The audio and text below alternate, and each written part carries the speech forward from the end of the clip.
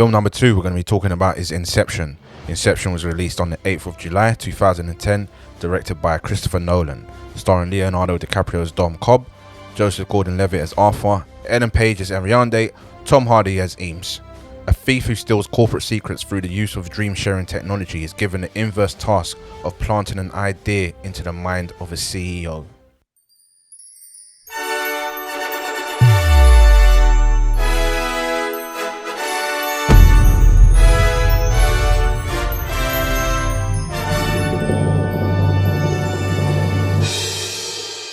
So, this was my selection. Carl, can you do me a favour and just read that synopsis again, please? A thief who steals corporate secrets through the use of dream-sharing technology is given the inverse task of planting an idea into the mind of a CEO.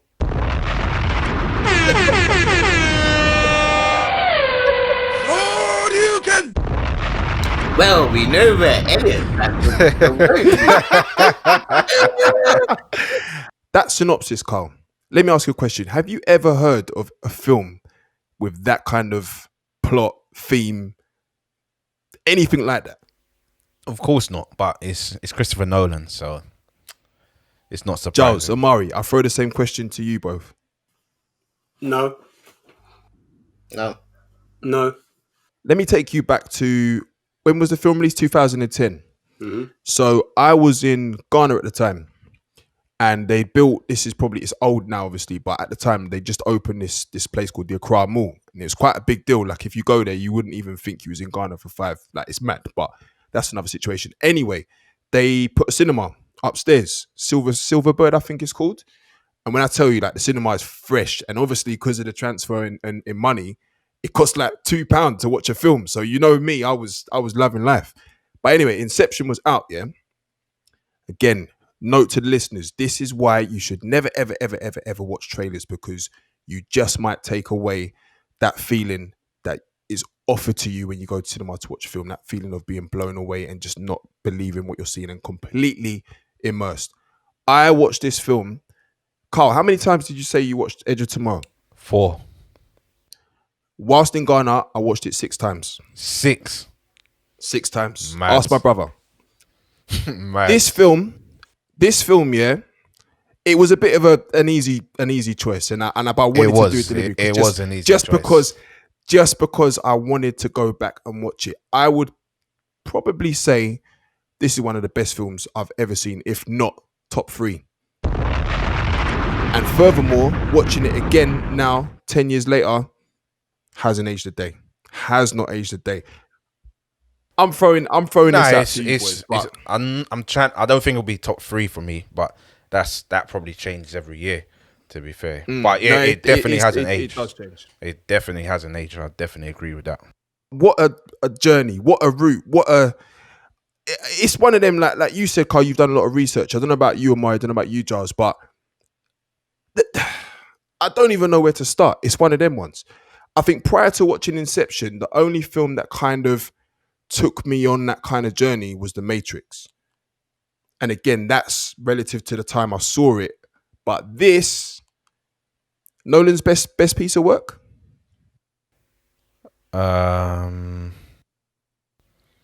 got a soft spot for DiCaprio Memento. or Nolan. I've got a soft spot for Memento as well. Nolan. And again, I think part of my reason for choosing this is the whole Tenet debacle as well. So I thought, because I've noticed a few cinemas were showing Inception, showing a few more of Nolan's pieces. But for me, it's very close between this and Dark Knight. It's very, very close. It is hard to say, because he's got too many top 30 films. I think Dark Knight's more important, but that's a personal opinion. Simply because of the character of Heath Ledger. Dark Knight and their different arcs. Not even Heath Ledger. Mr. Harvey Two-Face's arc was was the most important character arc in that film as a person or a human being, and understanding how they get into that situation where they are like the way they are. That is more important to me than Inception. Because in my mind, I don't know if Inception is real or not. Whereas you can see people in the Harvey Two-Face situation and how they've changed and their perception upon the world has changed. So for me, until someone could tell me, oh, Inception is real, I can't say it's not real, but I can say some people's personalities and behaviors change. That's why I'll put Dark Knight ahead of this film. Not for any other reason. Because it's more realistic. No, the imagination. Kick yourself off of your chair backwards and find out. Oh, but you could do that in water. But you can also do that in another place. And another. I have small issues with the film, but it's fine. Yeah. Interesting. Go on. Interesting. When this came out, for a few minutes, I was thinking, could this be real? I did think to myself, this is a madness. Like, and then you got home, you saw your bills for the water, you saw your bills for electricity, you saw your poll tax. And very quickly. What century are you in, by the way? Man said, do you know why I said that? Because I heard someone say that the other day and I laughed my head off. Poll tax. You might as well have followed that up with you realise you was on a YTS scheme as well.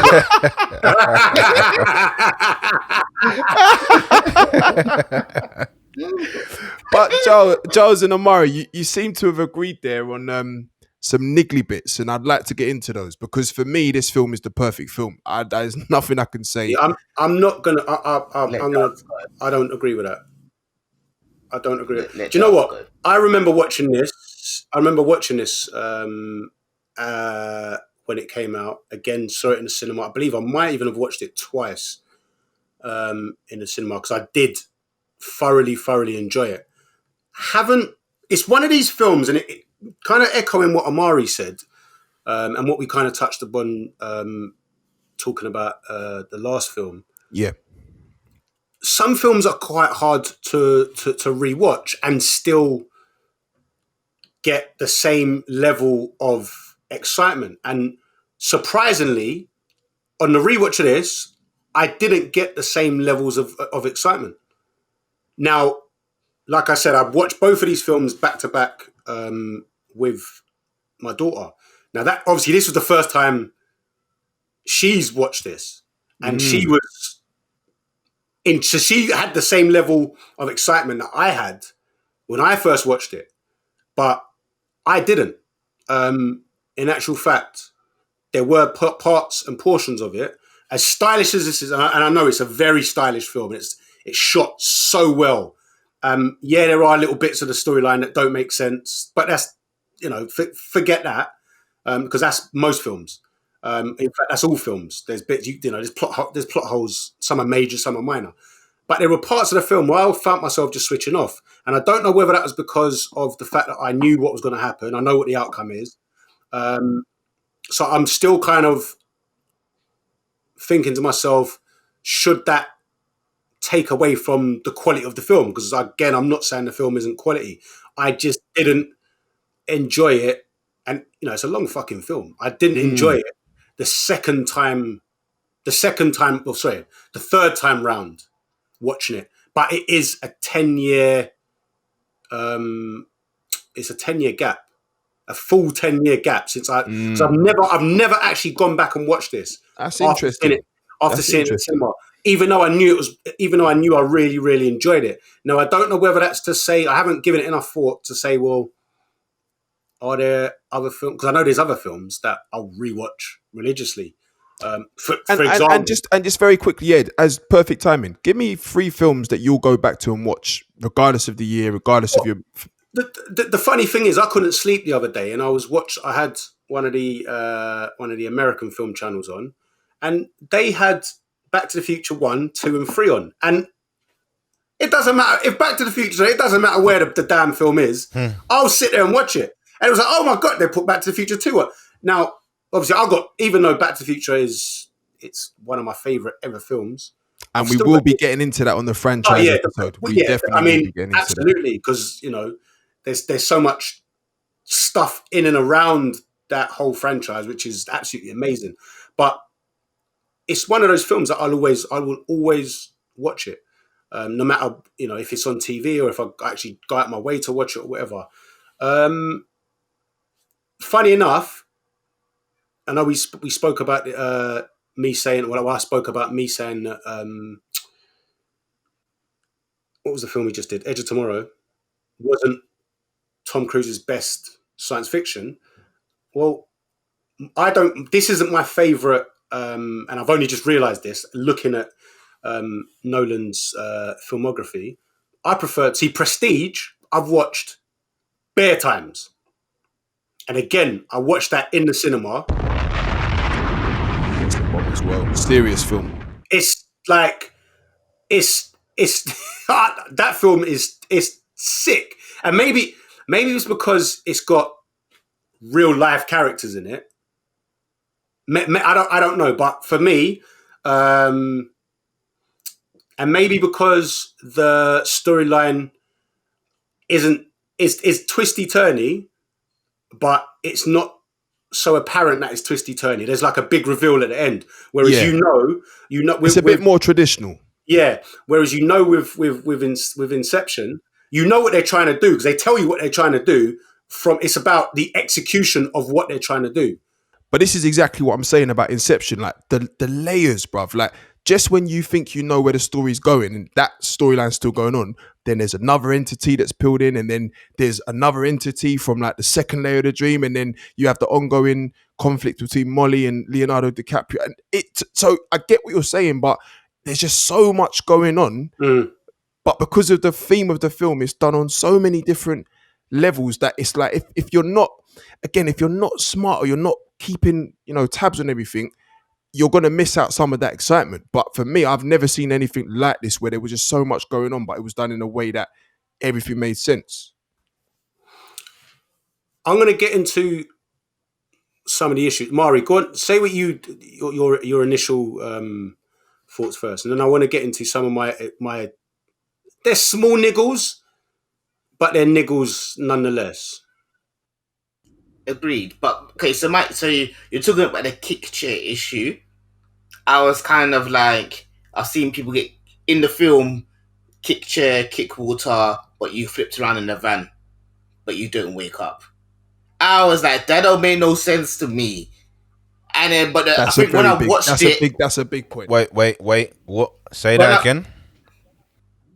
So when they wasn't in the dream, well, you can kick me into water when they're in India, or you can kick me off the edge when I'm chilling in Paris or someplace or whatever. But when I'm in the dream in the van, I'm allowed to do somersaults, but I don't feel it because I got a seatbelt around me. But I'm still moving around. No. Am I a dickhead? Is that how? It's the sensation of falling backwards, though. That's what he said. Sorry, so if you've got all that motion. No. It's specifically the motion of falling backwards. That's not a plot hole to me. Well, it is to me, because can I just conduct a survey mid-podcast? Would you rather, what do you think you're going to feel more of a sensation? Getting flipped about 25 times in a van or falling off a chair? No, wait.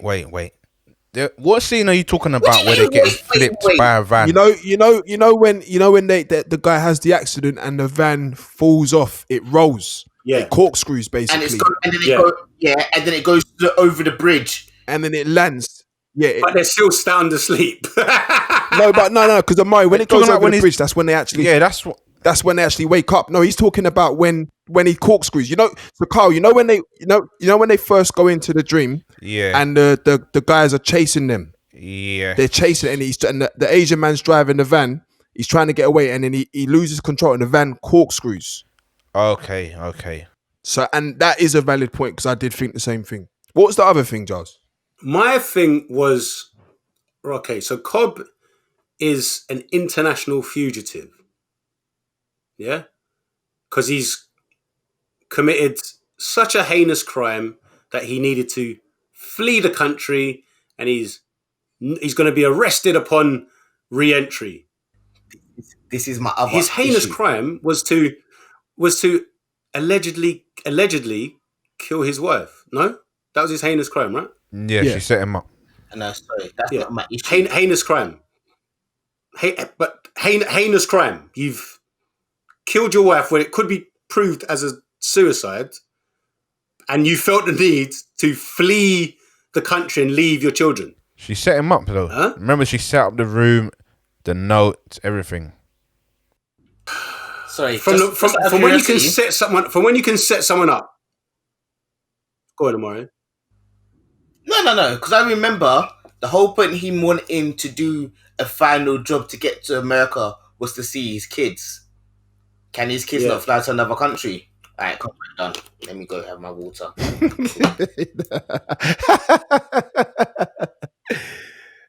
But you see what?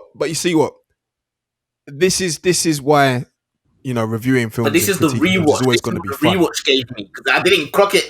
No, of course, yeah. So my other issue was that man said he's doing all of these illegal dream snatching, implanting activities to see his kids because he can't go to America. But he can go everywhere else in the world. What? So his kids can't meet here? And again, that is a fair point. But do you know what it is? What point? Do you know what it is? That's the whole point of the Inception. This is the way. That's your motive. But this is like the way I kind of, measure these loopholes and these little niggly things in films. If that niggly thing or the thing doesn't make sense, overpowers the actual film, or I can't get past it, Queen and Slim, then for me, we've gone way off. But when there is everything else, and there's when there's everything else and there's enough of everything else, and not only is there enough, but it's doing more than average, and to me, you just kind of go with it because you're still taking away what you want to take, which is mind blowing or which is of such a high level. But that is those are fair points. I can't argue those. The car one, I thought the same thing rewatching, and also I didn't actually think about his kids. But again, where I wasn't focused on his kids per se, I was just more focused on obviously his relationship with Molly, learning what he did or what she did, I should say, and just kind of going with it. This isn't your typical espionage. No, it's not. It's not. But you should have a motive. When you're doing a criminal activity, there's a motive behind it. So the motive is looking real stupid for the reason you're doing it because there's other ways around. Obviously, it goes without saying, what a score from Hans Zimmer. What a score. Certain films where if the music was any different, you would walk out of that film with a completely different feeling. For me, this is one of his best scores. The music in this film, oh my goodness. I remember after watching it, I actually downloaded the soundtrack and just listened to it, just to take it in. And I mean, Hans Zimmer's he's from another planet anyway. We know that he's we pay homage to him on our show intro. But this specific score, I think it was because of the theme of the film, the music had to kind of bring that to life even more so, and I think he done an excellent job. I think the two favorite pieces for me were the one during the James Gordon-Levitt fight scene, and you just keep the brass just keeps stabbing. That's my favorite. My favorite scene. Mad. And then obviously that piece that gets used a lot, as Carl was always telling me on television. I think it's called Time, and it's at the end. That and it builds up. It builds up and builds up and builds up and builds. Emotional pieces of music. That score was something else. And yes, Giles, that was my favorite scene as well. Listen, I could talk about this film all day. The levels of that scene alone, like the way that it would have had to have been filmed and with everything else going on. Have you seen how it's filmed? Never watched. I'll send you that on YouTube. Mad. It's like a rotating rig. Yeah. It's mad. Yeah.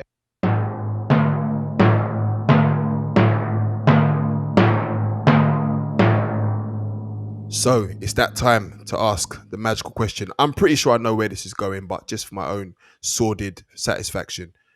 Giles, Hall of Fame, Inception. Is it in or is it out? It's in. It's despite me not being as excited by it on the second, my third watch. It's too stylish and it's too clever.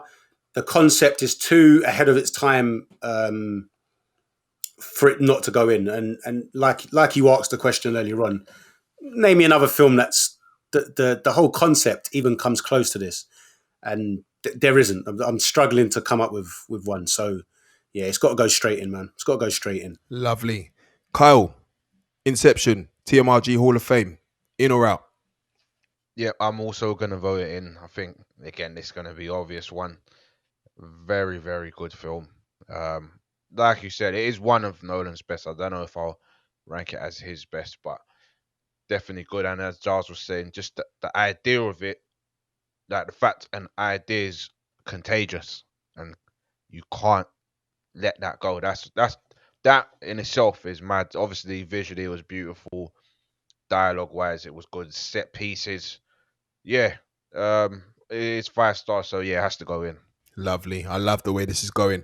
Amari, Inception, TMRG Hall of Fame, in or out? It's a 5-star film.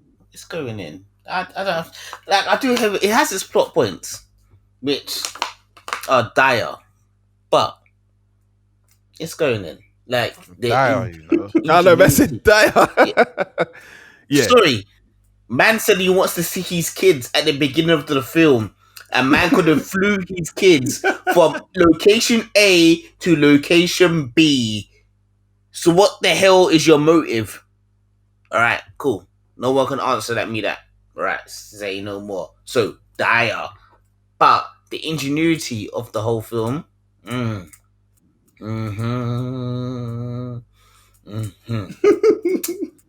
Genius. So yes, it goes in. Amazing. Well, it gives me great pleasure to maybe welcome. He wanted to be in America, by the way. Sorry. Yeah, cheers, mate. Cheers, mate.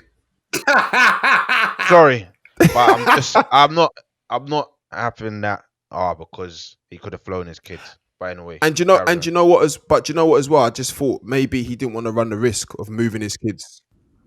But that's not what he said. He wants to be home. These words were, I want to see my kids. They're my everything. Bring everything to you. Can you not do that? Why are you going on so cold? but anyway, can I just at least officially welcome Inception into the TMRG Hall of Fame.